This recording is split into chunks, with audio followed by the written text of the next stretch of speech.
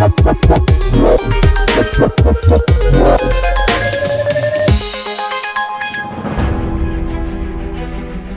Makélélé, Wesley Sneijder, Samuel Eto'o, Didier Drogba itu adalah nama-nama pemain yang berhasil dikembangkan oleh Jose Mourinho dan jadi legenda sepak bola.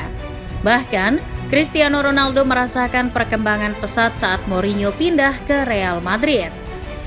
Gaya kepelatihan Mo yang tegas dan disiplin membuat ia bisa mendapatkan yang terbaik dari anak asuhnya. Tapi jangan salah, gaya kepelatihan itu pula yang membuat banyak pemain gagal dikembangkan Mo. Kebanyakan dari mereka sulit mendapatkan kesempatan bermain atau memang karena malas saja.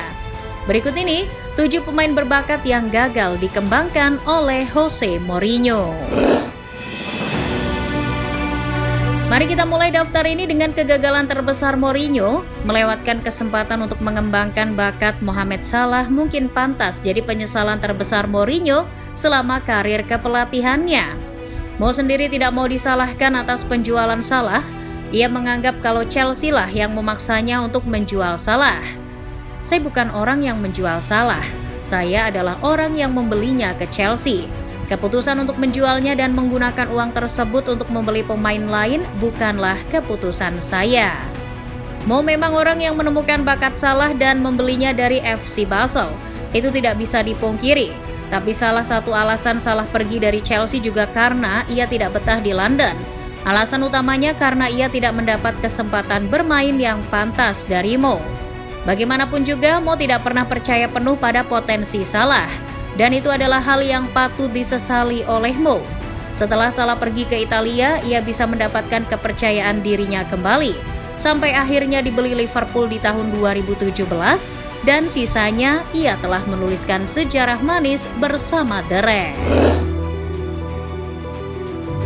Pemain selanjutnya masih dari Chelsea. Gagal mengembangkan Kevin De Bruyne pasti juga jadi salah satu penyesalan terbesar Mourinho. Ia punya kesempatan itu saat De Bruyne masih jadi pemain muda The Blues. Mo tidak memberikan banyak kesempatan untuk De Bruyne bersinar di Chelsea, tapi ia malah mengharapkan De Bruyne punya catatan yang sama seperti para gelandang serang The Blues yang lain. Jose memanggil saya dan membacakan catatan saya di lapangan. Kemudian ia membacakan statistik pemain lain seperti Willian, Oscar, Mata, dan Shirley. Padahal saat itu saya hanya sempat bermain 3 atau 4 kali. Mana mungkin bisa menyamai pencapaian mereka. De Bruyne pun akhirnya tidak nyaman dan hanya ingin pergi dari Chelsea.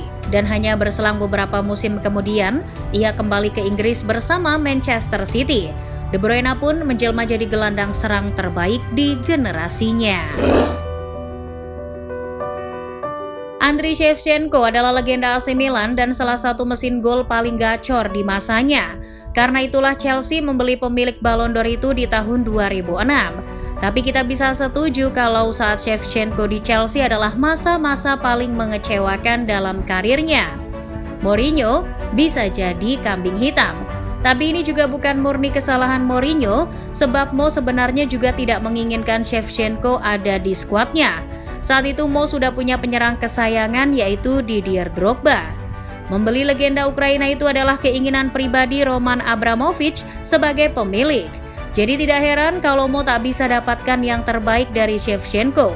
Ia malah jarang dimainkan oleh Mo dan ternyata itu pula lah yang mengawali renggangnya hubungan antara Mo dan Abramovich sampai akhirnya Mo dipecat di tahun 2007.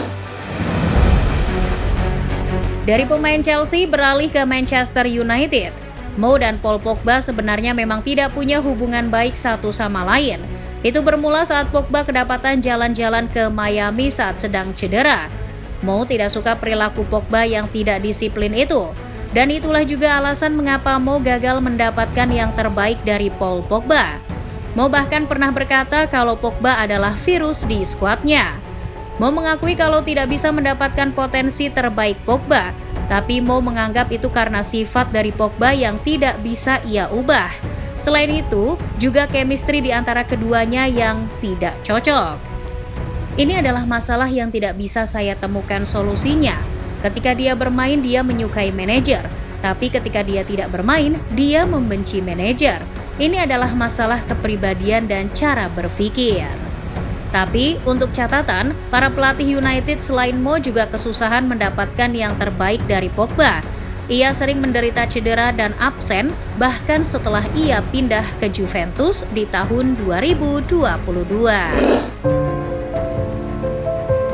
Sama seperti Pogba, sebenarnya bukan hanya Mo saja pelatih setan merah yang tidak bisa mengembangkan Shaw. Ia dibeli dari Southampton di tahun 2014 saat usianya masih 18 tahun. Manajer saat itu Louis van Gaal pernah berkata, dia tidak cukup fit untuk melakukan yang saya minta. Tapi masa-masa terberat Shaw adalah saat Jose Mourinho datang. Mo pernah berkata seakan karir Shaw di United sudah berakhir, sebab ia bahkan menganggap Shaw tidak pantas berada di bangku cadangan. Sulit baginya untuk berada di bangku cadangan. Saya tidak bisa membandingkannya dengan Ashley Young, Matteo Darmian, dan Daley Blind. Dia jauh di belakang. Pernah saat dimana Shaw bermain bagus, tapi Mo mengatakan kalau itu karena ia memberinya instruksi sepanjang pertandingan. Dia harus mengganti otaknya. Kami butuh fisiknya dan kemampuan teknisnya yang luar biasa, tapi dia tidak bisa terus menggunakan otak saya. Tentu saja Shaw bisa membuktikan kalau Mo salah. Ia bisa tampil sangat bagus bersama timnas Inggris di Euro 2020. Ia bahkan dapat julukan Shawberto Carlos berkat penampilannya yang mirip legenda Brazil itu. Shaw juga kembali menunjukkan ia bisa jadi salah satu bek kiri terbaik yang pernah dimiliki Manchester United setelahnya. Pemain dari Manchester United terakhir adalah Alexis Sanchez. Mungkin sudah jadi pengetahuan umum kalau United sangat menyia-nyiakan potensi yang dimiliki Sanchez. Dan sayangnya, itu terjadi di era Mourinho.